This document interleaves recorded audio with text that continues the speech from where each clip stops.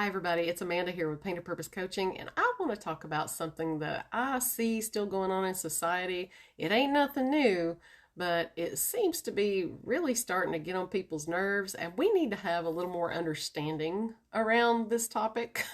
And that is, why are Christians so mean? Why are they on the attack all the time? Why are they so mean?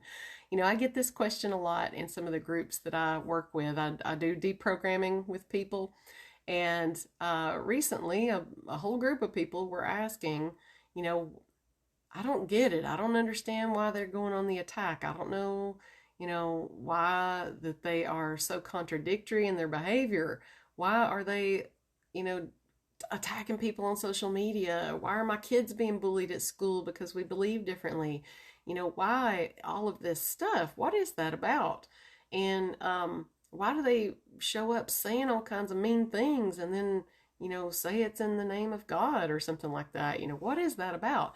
Well, and something else is that, recently, a couple of weeks ago, this whole thing with Wes Huff and Billy Carson that popped off in the media, it's obvious that that was a setup and that it was messy and that it was a conspiracy, and there's a whole lot more to it. It was basically, based on ego and trying to get more money and more followers, and just throwing somebody else under the bus for what? When there is no way to throw this man under the bus. I mean, everybody knows that I'm a Mr. Carson follower. I follow Forbidden Knowledge, and there's a reason for that. The reason for that people should be more open to listening to what he's got to say and opening their minds up to it is because it is based on fact and not theory. And I'm gonna tell you why I say that, and I'm gonna explain that. So we need to talk about this a little bit. So I grew up Baptist, and I was a curious kid. I had questions. And back when I was growing up, we had to do research. We didn't have the internet. We had to watch documentaries, read science magazines, read religious documents, read our encyclopedias, go to the library. There were many other ways to get information than now. And so, and it was really more unfiltered, I think. I mean, there was still a lot of stuff spun, the narrative and agenda was spun on it. But, if you compare 40 years ago to, or even 50 years ago to right now, how information is limited and controlled, you'll see it was a little more, easy. It was a little more easier to attain it back then. And now it's like hidden, locked up, and all this stuff. And Mr. Carson seemed to have been diligent and interested and have the resources to be able to dig all this stuff up that's been hidden, and go dig through the theories and find facts. And he calls them receipts, and he shows them. And what I like about him is that he always specifies whether something's his opinion or something that it's his logic or his spin on something. He clarifies that versus delivering the information. And I think this whole thing that happened with them is really about, hey, let's shoot the messenger. I think that there was an agenda there, like I said, and it was really, he is not he is not putting any spin on it. He's giving you facts. And I'm going to tell you how you know the difference between facts and just somebody's opinion or theory. Okay? So I grew up Christian. I grew up Baptist. And in a small town, I had questions. I would read the Bible, and I saw where there are discrepancies. I saw where things didn't line up with what I had learned in science class. I saw things weren't lining up with what I had saw on a documentary or what was in other Bibles. Things weren't adding up. It didn't make sense. 6,000 years, and they're saying that the beginning and ending of man, or beginning of man, was then. Well, how is that possible when there's older stuff and other bones deeper in the ground of humans, and just all kinds of things. It just didn't. I had questions. I didn't just suck it up and believe it like a lot of people tend to do, because when we're born, we're handed a religion we're handed an identity and we're handed a name. We've got control over nothing. We're just handed all this stuff and told to accept it, believe it, and defend it for the rest of our lives, when it may not be who we want to be. It may not make sense. So that's why people go outside of that sometimes, and they're a little divergent. But I had to do research, and I was curious about these things. I've researched about 104 different religions and cultures, and their different beliefs and why they believe what they do. I always wanted to know who's got it right. Who's right about God? What and who is God? Why do these people believe what they do? And I had to go seek and search that out. And when you're interested in things like this, it annoys people, because they're set in their ways. They have chosen to believe what they believe, and they don't want to know anymore because it works for them. They've said, this is, I'm good with being Baptist. I'm good with being Seventh-day Adventist. I'm good with being Nazarene. I'm good with being Church of God, Church of Christ, Catholic, whatever. They like it and resonate with it, and so they stick with it. They've said, I don't want to know anymore. I don't want to have expanded consciousness about God. This is what I believe, and I'm going with that. Well, that's fine. But not everybody is like that, and you can't go on the attack saying that other people's information or beliefs is lies. You've got no leg to stand on when it comes to that, and I'll tell you why. The reason is because when all of the preachers go to preaching school, when they go to seminary school, they study something that's called theory. It's called religious theory. And we live in a society where we live around theories and accept them as facts all the time. And that's not always true. It's really not. There's a lot. There's people sitting in jail right now because somebody took a theory and put a better narrative on it and people believed it. And when that might not be what happened at all. So we've got to start using our heads. We're told just to, in matters of spirituality and matters of, the judicial system and some other things, educational system, all of that, we're told, hey, don't use your logic, just trust what we're telling you and go along with it. And that suggests to me a strong agenda of money and power and control. It's a systematic thing. So I'm going to just explain a little bit more. The first thing that I wanted to mention is how was religion started? What's the whole point? So, and I'm not talking about practices. I'm talking about Christianity pretty much. So, why was this started? So, if you want to know that, you've got to go back to the different Bibles. There were different Bibles, and I had this argument with somebody recently. There's different Bibles. It's true, yes. If you don't know, you need to go read the other ones, and that way, when you read the newest one, then you'll see where things are not adding up, and you'll have questions, hopefully, and you'll want to seek those answers out. So, instead of just believing it and, blind logic, you need to go and think about this and do the research, so that it makes sense to you and you have a higher level of knowledge around the subject. And that way you're not going to be mad at other people when they come out with something that you didn't know or don't want to accept. Okay? That's the whole point. So, but we have to think about why this was started. So, it was a different time. And y'all remember, if you took, history class in high school, or, y'all remember that we were told about the Catholics, and we learned about Roman Empire, and we learned that they controlled everything. And when people didn't go along with what they wanted, then they were raped, tortured, killed, murdered, all these things. And they don't hide that, by the way. You can still go to the Vatican City and you can still pay money to see all the torture devices. Religion wasn't ushered in by love and, Christ consciousness and understanding and all of these great things.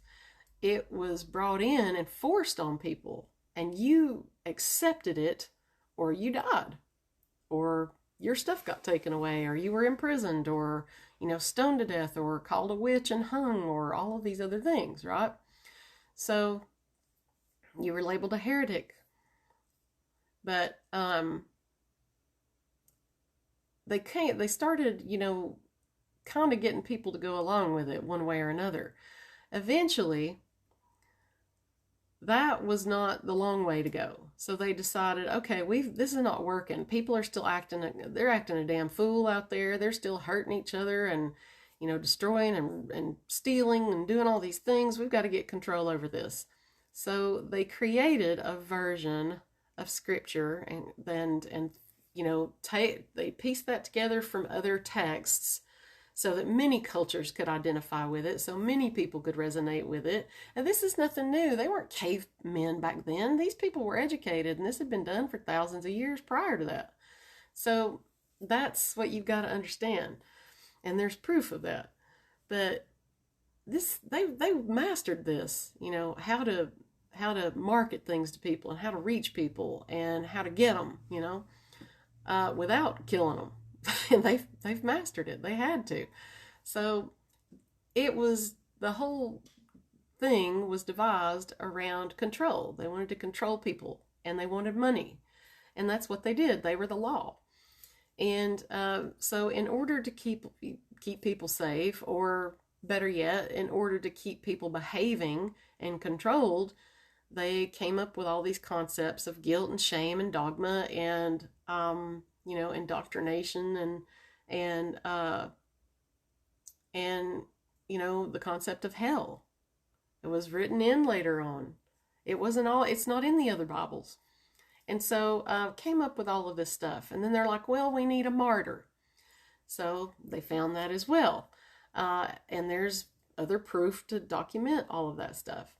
And, you tell people these things, and if they don't know any different, and you could tell when people are brainwashed, because when you show them facts or other knowledge and they just say that's ridiculous, then they're brainwashed. So they've perfected these things over and over and over for thousands of years. So just keep that in mind.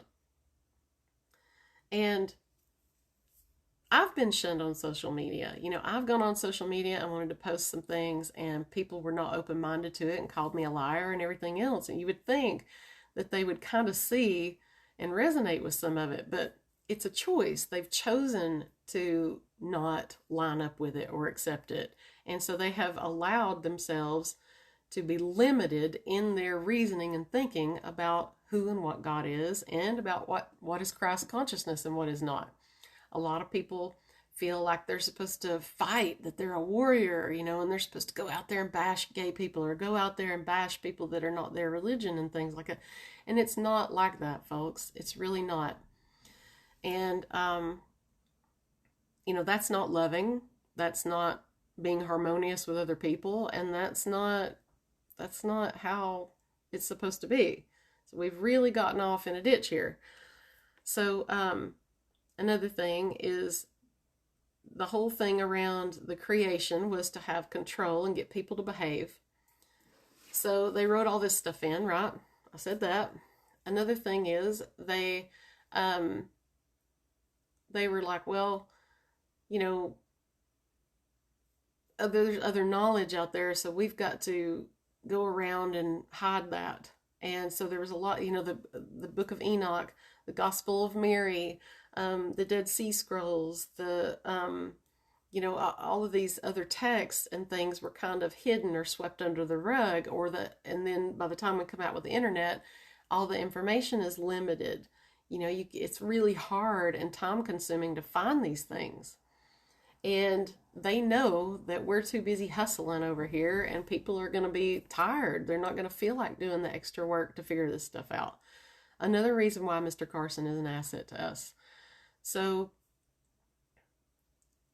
with that said, another thing that comes to mind is that what is religion really? Religion is taking something as big and vast as God, creator of worlds and planets and everything, and trying to stuff it into one book, one idea, one belief system, or a few. Let's read this book and let's, identify with these three things. So I'm going to do that, and we'll call that Church of God. or Nazarene.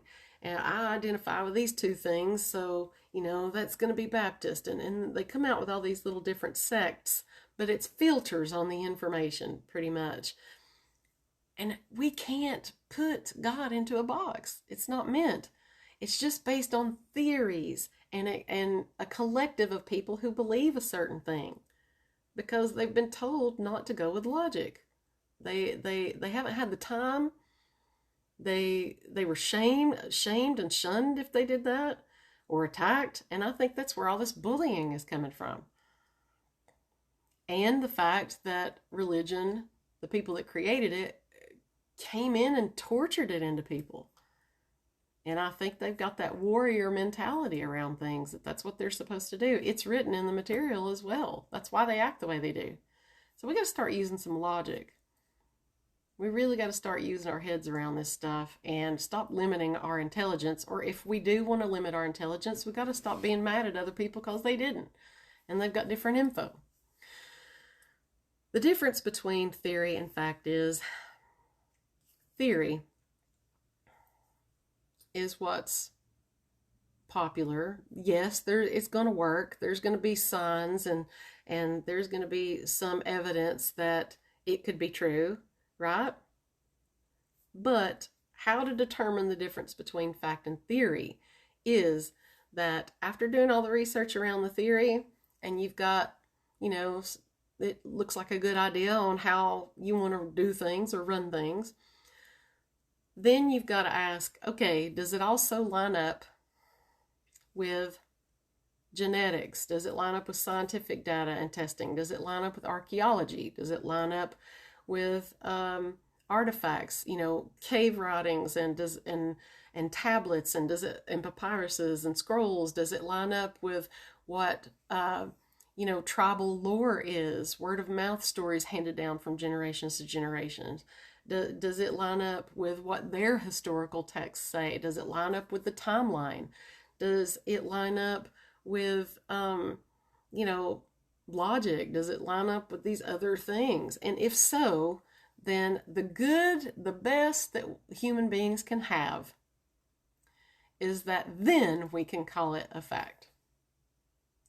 And again, that is what Mr. Carson has taken the time to do. So some of you might resonate with this and some of you might not. But we've got to start using our heads around this kind of stuff and stop going on the attack. You have no right to do that. You have no right to bully somebody like you've been bullied, or try to control somebody and shame them, that you've accepted and allowed. It's not working. And all I saw 2 weeks ago is Mr. Huff created more of a division between the real God, real source, true creator of all, and the knowledge around that people have, and people who need to get it. That's what I saw. I saw it was just fighting and hate and arguing, and all for what?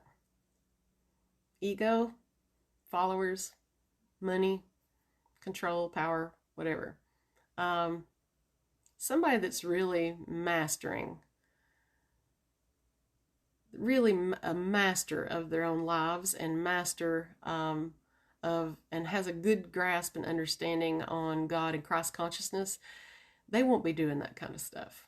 So I hope that all of you resonate with this. If you don't, that's fine. Just keep going. But I had to just stop in and weigh in on this because it's been coming up a lot, and I see it as a really big problem for everybody on both sides. I hope that everybody will go out there and do their research, and if you are wanting some religious deprogramming, if you're on the fence about what to believe, as I once was, then I can help you to understand more and help give you some basis and a little bit of education on, those things that you need to know that might be able to open you up and expand your consciousness and your awareness and your relationship with God, and being able to live Christ consciousness and in harmony with other people. So I love you all.